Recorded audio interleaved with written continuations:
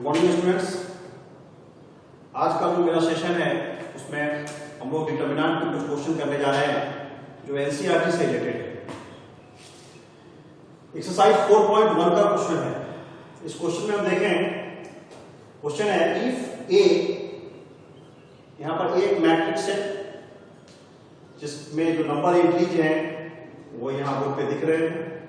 Then show that, हमें निकालना, हमें शो क्या करना है कि determinant of 3a is equal to 27 into determinant of a। Number जो हमारा एंट्रीज है वो R1 में 101, 101, 012, 004।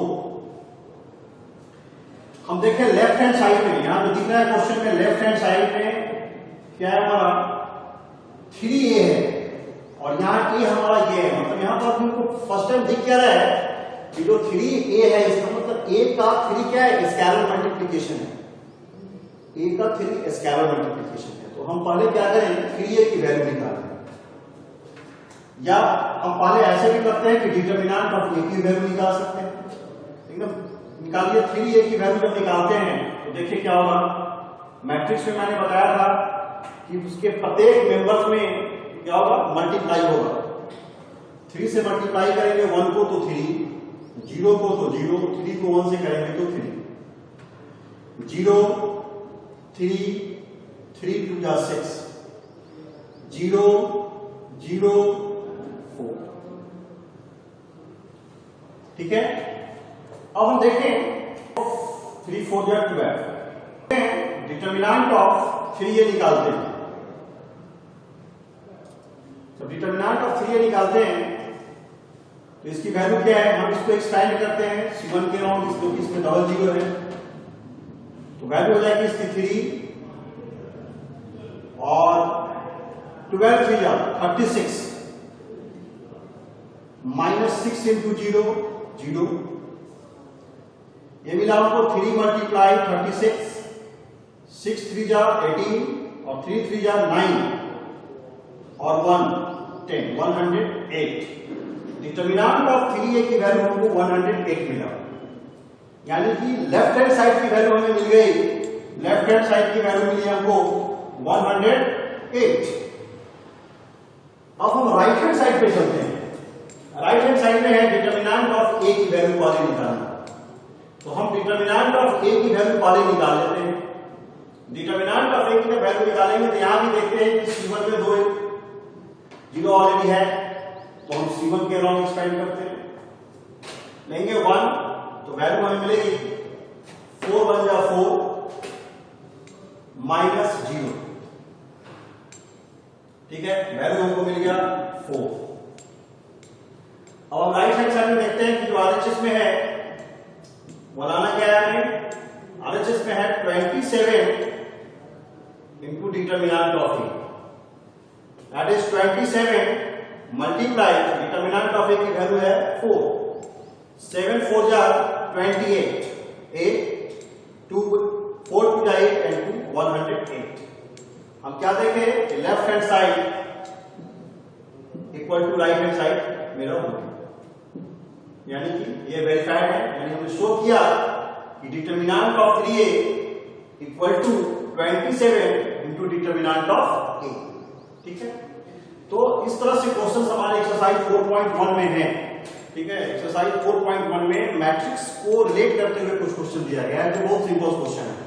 तो एनसीईआरटी में एक्सरसाइज 4 आप करेंगे।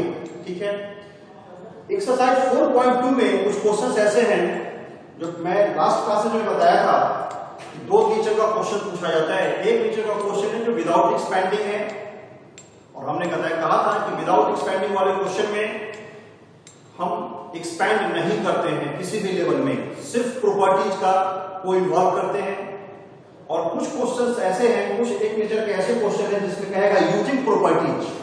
तो यूजिंग प्रॉपर्टीज में है कि आपको प्रॉपर्टीज को यूज करना है और एक ऐसा लेवल आएगा जहां पे आपको लगेगा कि नहीं अब यहां से हम एक्सपैंड कर सकते हैं। तो उसमें यूजिंग प्रॉपर्टी जो है वहां पे प्रॉपर्टी का भी यूज करना है और एक्सपैंडिंग का भी यूज करना है। ठीक है, और जो नेक्स्ट जो सेकंड क्वेश्चन होगा वो विदाउट एक्सपेंडिंग पे हम दे रहे हैं जो एक्सरसाइज 4.2 से। अब देखिए मेरा जो सेकेंड क्वेश्चन है वह विदाउट एक्सपैंडिंग प्रूव दैट, क्या इंक्रीज है नंबर का x प्लस वाई, R1 में क्या क्या इंक्रीज है x plus Y, y plus Z and z plus x, z x y 1 1 1 ये इंक्रीज है इक्वल टू 0, ये प्रूव करना है विदाउट एक्सपैंडिंग।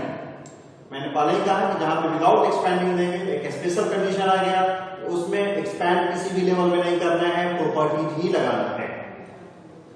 अब देखते हैं जब इस तरह के क्वेश्चंस आएंगे प्रॉपर्टी का, तो आपके माइंड में सबसे पहले जितने प्रॉपर्टीज हैं उसको आप माइंड मतलब एक इमेज रहना चाहिए सामने बना दो, क्योंकि प्रॉपर्टीज जितने भी हैं, मैंने 6 से 7 प्रॉपर्टी का डील किया है, उस 6 से 7 प्रॉपर्टी को आपका दिमाग में हमेशा रोटेट करते रहना चाहिए, किसकी कहां आवश्यकता मुझे पड़ेगी। और जो लास्ट मैंने इंपॉर्टेंट नोट्स दिया था उसमें मैंने कहा था कि हमारी कोशिश यही होती है कि किसी भी रो में या किसी भी कॉलम्स में हम जितना ज्यादा जीरो ला सके, मतलब कम से कम 1 जीरो 2 जीरो तक है, हम 2 जीरो ला सकते। इससे क्या होता है कि हमारा कैलकुलेशन जो है वो आसान होता है, ऑपरेट करते हैं उसको तो कैलकुलेशन क्या होगा, आसान होगा। ठीक है, तो यहां पे हम क्या करते हैं कि आप देखें कि एक्सपैंड को करना है, जब एक्सपैंड नहीं करना है तो हमें इस डिटरमिनेंट्स के नंबर के अंदर जो नंबर इंक्रीज है उन नंबर्स पे विचार करना, उन नंबर्स को बड़ी गौर से देखना पड़ेगा, माइंडफुली देखना पड़ेगा कि किनको ऑपरेट करके, ठीक है, हम जीरो ला सकते हैं। और जीरो लाने के लिए हमारे पास क्या टेक्निक से, क्या कौन सी प्रॉपर्टी का यूज करेंगे। तो हम जानते हैं कि किसी भी डिटरमिनेंट्स का अगर 2 रो आइडेंटिकल है तो डिटरमिनेंट्स की वैल्यू बाई प्रॉपर्टी 0 हो जाती है। डिटरमिनेंट्स के अंदर अगर 2 रो या 2 कॉलम्स एक दूसरे के प्रोपोर्शनल हैं तब भी क्या होते हैं, उस डिटरमिनेंट की वैल्यू 0 हो जाती है, क्योंकि हमें 0 लाना है। Our objective to get the value 0। नहीं, हमें 0 पर विचार करना है कि 0 कैसे आएगा और एक्सपैंड करना नहीं है। तो 0 लाने में डायरेक्ट क्या कंडीशन है कि हमारा आइडेंटिकल हो 2 रो या 2 कॉलम तब, जब प्रोपोर्शनल हो तब, नहीं तो किसी एक रो में या किसी एक कॉलम में जो भी इंक्रीज है नंबर वो सभी अगर 0 हो तब, तो वैसा कंडीशन तो दिखाई नहीं दे रहा है। नहीं, 0 किसी भी रो या किसी भी कॉलम में, किसी भी रो में या किसी भी कॉलम में प्रत्येक नंबर 0 नहीं है तो वो पॉसिबिलिटी मेरी खत्म हो जाती है। तो हमको 2 पॉसिबिलिटी बनती है, या तो प्रोपोर्शनल करना या आइडेंटिकल करना। तो आइडेंटिकल कैसे होगा इस पर विचार करते हैं। देखिए, तो आपको दिखाते हैं इसमें कि मान लीजिए कि हम देखते हैं x प्लस वाई और यहां z है, x प्लस वाई में z जोड़ेंगे तो x प्लस वाई z होगा, x plus Y plus z हो जाएगा। यहां देखिए y plus z plus x आई जोड़ेंगे तो यहां भी x plus Y plus z हो सकता है। z plus x plus Y इन दोनों को जोड़ते हैं तो यहां भी x plus Y plus z हो सकता है। हम क्या देख रहे हैं कि अगर हम R1 को और R2 को अगर हम ऑपरेटिंग में ऐड करते हैं, R1 प्लस R2 करके और R1 की जगह शिफ्ट करते हैं, तो R1 का प्रत्येक member x plus Y Z होगा, x plus Y plus Z ही होगा। ठीक है, देखें हमको एक स्ट्रेटजी बनानी पड़ेगी इसकी। ठीक है, तो हमने एक स्ट्रेटजी बनाया कि हम क्या करें, R1 प्लस R2 को ऐड करके R1 की जगह पे शिफ्ट किया। क्या किया हमने, ऑपरेटिंग किया इसका ऑपरेट। ये हमें पहले माइंड सेट करना पड़ेगा, देखना पड़ेगा कैसे चले।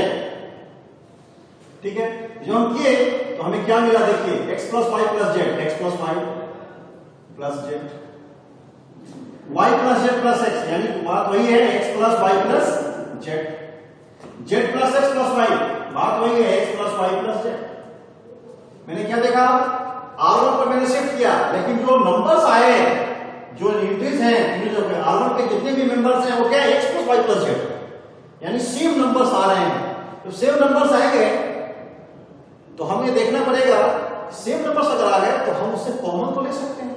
नहीं, ये जो कॉमन ले सकते हैं ये चीज हमारे दिमाग में पहले आना चाहिए, तभी उसको हम बोर्ड पे और बुक कॉपी पे काम करेंगे। जेड एक्स वाई, R2 से हमें मतलब नहीं है, हमने R1 पे डालने के लिए R1 को R2 के साथ ऐड किया। 1 1 1, ठीक है। यहां पर क्या हो रहा है, ऑपरेटिंग एक्सपेंडिंग हो नहीं रहा है। अब चले x plus Y plus Z यहां भी है, x plus Y plus Z यहां भी है, x plus Y plus Z यहां भी है। मैं बताया था कि किसी रो से या किसी एक कॉलम से हम क्या कर सकते हैं, कॉमन ले सकते हैं। हम क्या करते हैं, टेकिंग x प्लस वाई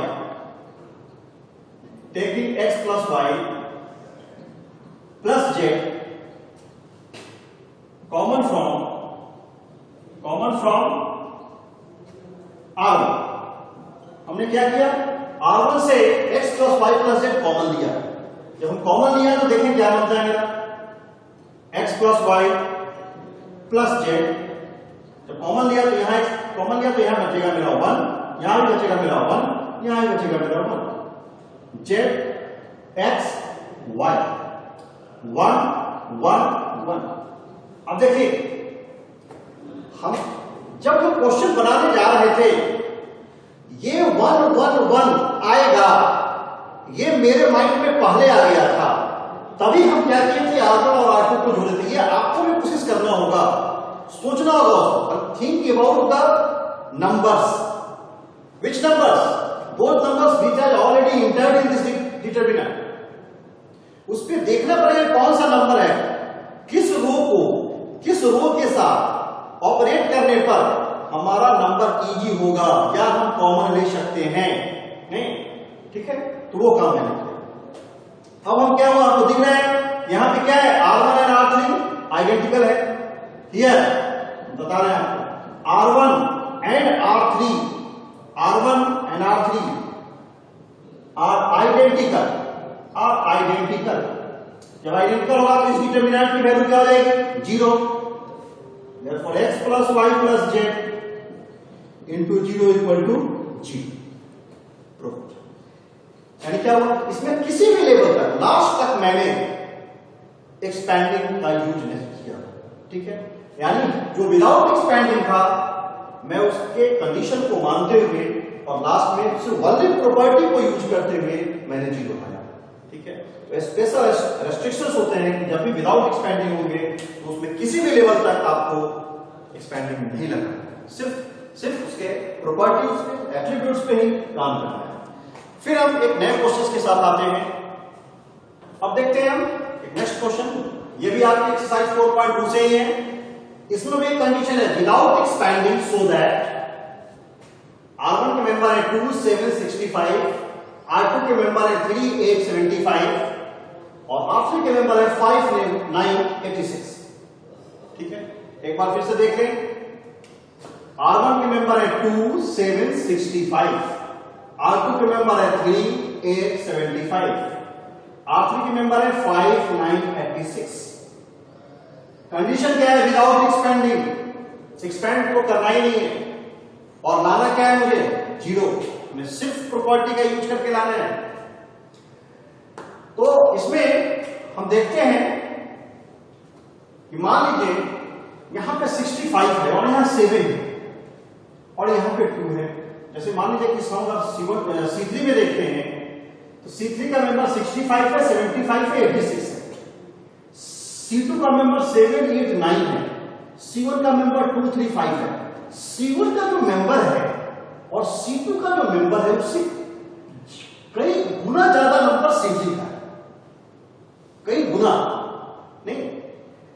तो हम देखेंगे कितना गुना ज्यादा है, कितना गुना मतलब कितना टाइम्स है, एग्जैक्ट टाइम्स नहीं है लेकिन कितना अप्रॉक्स कितना ज्यादा है, कितना टाइम्स ज्यादा है। हम देख रहे हैं अगर हम 7 पे कंसीडर करें तो 8 7 या 56, 9 7 या 63, 9 7 या 63 है अगर लेते हैं तो हम इसके करीब पहुंच रहे हैं, लगभग ये 9 टाइम्स के आसपास है। 9 8 या 72 75 है, 9 8 या 72 मतलब 8 क्या जा रहा है, 9 टाइम्स ये लगभग ज्यादा है। 9 9 या 81 या 86 है नहीं, तो उसके करीब पहुंच रहा है। तो उसके 9 टाइम्स करीब पहुंच रहा है। उसमें हम क्या देखते हैं, अगर उसमें हम जितना जैसे 9 7 या 63 जा रहा है और इस साइड से हमको 2 ऐड कर देते हैं तो हमको 65 मिल जा रहा है, ठीक है। तो ये हमको अपने दिमाग को यूज करके करना पड़ेगा। आप कहेंगे सर ये तो आप कर लिए, तो ऐसा नहीं है। जब आप भी प्रैक्टिस करेंगे, आप भी सोचेंगे, तो आप भी कर सकते हैं, क्योंकि मैथमेटिक्स ऐसे ही कहा गया है कि प्रैक्टिस का चीज होता है। तो आप अगर प्रैक्टिस करेंगे, अपने माइंड्स को कॉन्शियसली सोचेंगे, अभ्यास करेंगे, तो इस तरह के क्वेश्चंस आपके दिमाग में भी बैठ जाएगा कि किस नंबर से हमें मल्टीप्लाई करना है। नहीं तो हम यहां पर देखिए क्या करते हैं, ऑपरेटिंग हम C2 में हम 9 से मल्टीप्लाई करते हैं, C2 में 9 से मल्टीप्लाई करते हैं और C1 को जोड़ते हैं। ऑपरेटिंग में क्या है, 9 से C2 को मल्टीप्लाई किए और C1 के साथ उसको ऐड कर दिए और कहीं भी C2 की जगह पर शिफ्ट कीजिए या C1 की जगह पर शिफ्ट कीजिए, वो आपकी मर्जी। हम C1 की जगह पर भी शिफ्ट कर सकते हैं और C2 की जगह पर भी शिफ्ट कर सकते हैं। ठीक है, आप कहेंगे सर C3 की जगह भी कर सकते हैं, C3 की जगह पर नहीं करेंगे क्योंकि C3 का इन्वॉल्वमेंट यहाँ पे नहीं है। C3 का इन्वॉल्वमेंट नहीं है, इन्वॉल्वमेंट किसका है, C1 और C2 का है। Either you shift C1 either on C2, हमने C1 पे शिफ्ट किया। देखिए क्या मिलता है, C1 पे जब शिफ्ट कर रहे हैं तो ये 2 3 5 चेंज हो जाएगा। क्या हो जाएगा, 9 7 जा 63, 9 7 जा 63 और 2 65। 9 से करना है, 9 8 जा यहां से ध्यान देंगे, 9 8 जा 72, 9 8 जा 72 प्लस 3 75। 9 9 जा यहां ध्यान देंगे, 9 9 जा 81, 81 एंड 5 86। हमको C1 पे शिफ्ट करने के लिए ये ऑपरेशन करना पड़ा, मैंने किया और C1 पे शिफ्ट किया एक नया नंबर 65 75 86। बाकी अब जो है जैसे उसकी तरफ देगा 7 8 9 65 75 86।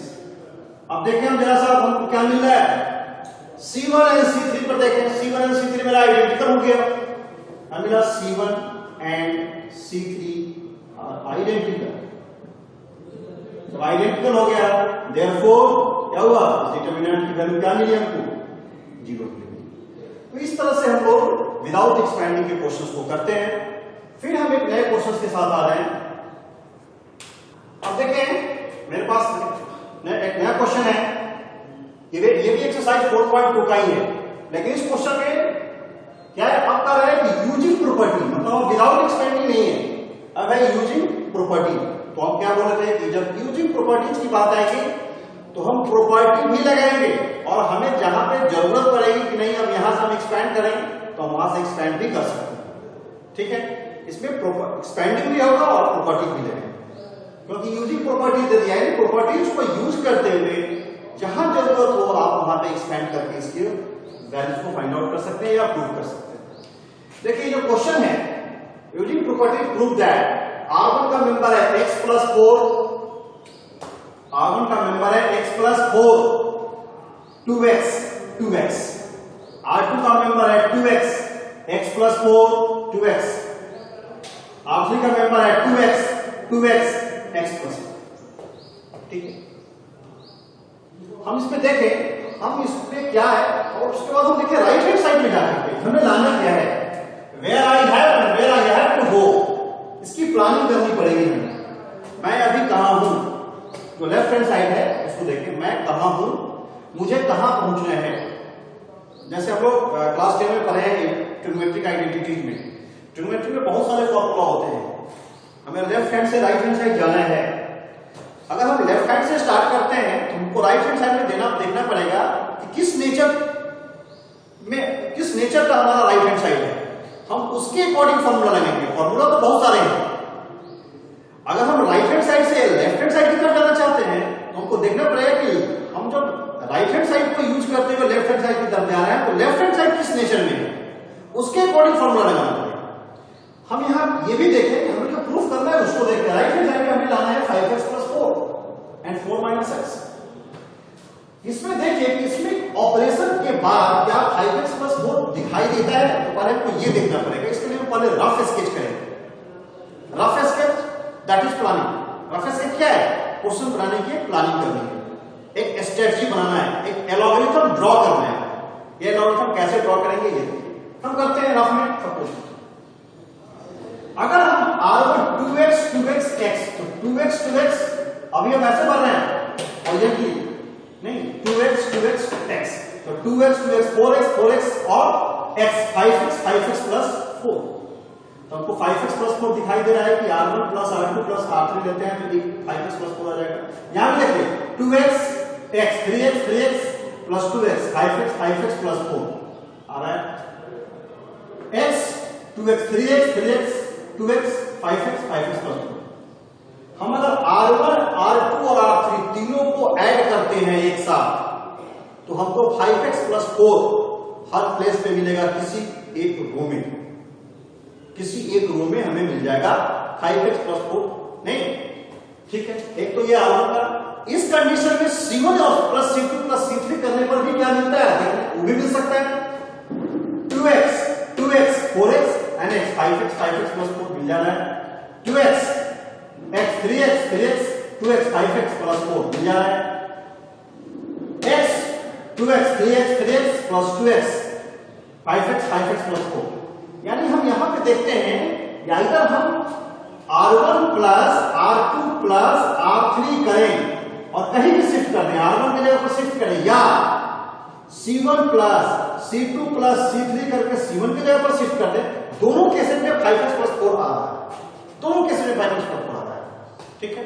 तो हमें एक फ्यूचर तो दिखाई दे रहा है 5x plus 4 ये हमको दिखने लगा ऑपरेशन के जब हमको कुछ दिखने लगता है तो हम उसकी तरफ बढ़ना शुरू कर देते हैं तो हमें 5x plus 4 दिखने लगा हम इस ऑपरेटिंग टूल्स को इस टेक्निक्स को लेकर के हमें अब आगे की तरफ प्रोसीड करना है हम आगे की तरफ बढ़ते हैं हम r1 plus r2 plus r3 को लेकर के r1 के जगह पर शिफ्ट करते हैं हम उसी का इस्तेमाल करते हैं r1 plus r2 plus r3 ये r1 की जगह पर शिफ्ट जब हम शिफ्ट करते हैं तो देखिए क्या मिलता है 5x plus 4 यहां भी मिल जाएगा r1 5x plus 4 and 5x plus 4 बाकी सब उसी तरह रहेगा 2x x plus 4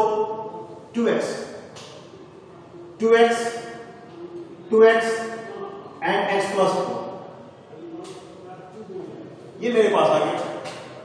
कल जब मैं इंपॉर्टेंट नोट्स को लाया था तो उसमें बताया था लास्ट सेशन में कि हम किसी भी डिटरमिनेंट का चाहते हैं कि इस तरह का फॉर्मेट आए 1 1 1 ये वाला है या हमने बताया था 1 1 1 बाकी जो भी नंबर हो हमने इसको बताया था कि इसे करते इससे आसान होता है कि हम जीरो की संभावना मेरी बढ़ती है। यहां भी हमको दिख रहा है 5x plus 4 को हम r1 से कॉमन ले सकते हैं taking 5x plus 4 common from r1 हम r1 से कॉमन लेते हैं क्या मिलेगा आपको 5x plus 4 निकाल लें 1 1 1 5x plus 4 5x plus 4 5x plus 4 तुमने 5x plus 4 को निकाल लिया r1 से ठीक है। यहां पर 1 हो जाएगा यहां 1 हो जाएगा यहां 1 हो जाएगा बाकी जो नंबर्स है उसी तरह रहेंगे 2x x plus 4 2x and x plus 4 ठीक है। अब ये नंबर हमको आ गया। अब हम देखें हम यहां से चलते हैं इसको यहां के बाद यहां आ रहे हैं देखिए यहां से देखिएगा फिर से स्टार्ट करें 5x plus 4 है कॉमन हम 5x plus 4 ले लिए। अब हम देखें हमको दिख रहा है यहां पे 1 1 1 अगर हम देखें इसमें से इस 1 में से इसको घटाते हैं तो c1 में से c2 को घटाते हैं तो एक जीरो यहां आ सकता है c1 में से c2 को घटाते हैं एक जीरो की संभावना यहां बनती है फिर c2 में से c3 को घटाते हैं तो एक जीरो की संभावना यहां बनती है। तो हमको दो जीरो एक रो में दो जीरो आ गया बड़ी आसान हो जाएगा मेरे लिए। तो हम यहां पे क्या करते हैं c1 minus c2 और c1 के जगह पे शिफ्ट करते हैं ऑपरेटिंग और c2 minus c3 इसको c2 की जगह पर शिफ्ट करते हैं 5x plus 4 कॉमन है मेरा जो डिटरमिनेंट बन रहा है क्या बन रहा है वो देखिए 0 1 minus 1 0 लिख लिया मैंने 2x में से माइनस करना है x plus 4 को तो 2x minus x minus 4 that is x minus 4 2x minus 2x that is 0 हो गया मेरा, ये C1 को शिफ्ट कर दिया मैंने, ठीक है। अब हमारा है C2 minus C3, 1 minus 1 0, x plus 4 minus 2x, x plus 4 minus 2x, that is 4 minus x, that is 4 minus x, x plus 4 minus 2x, that is 4 minus x, and 2x minus x minus 4, that is x minus 4, that is x minus 4। बाकी हम देखें x minus 4, बाकी जो number है मेरा 1, 2x and x plus 4,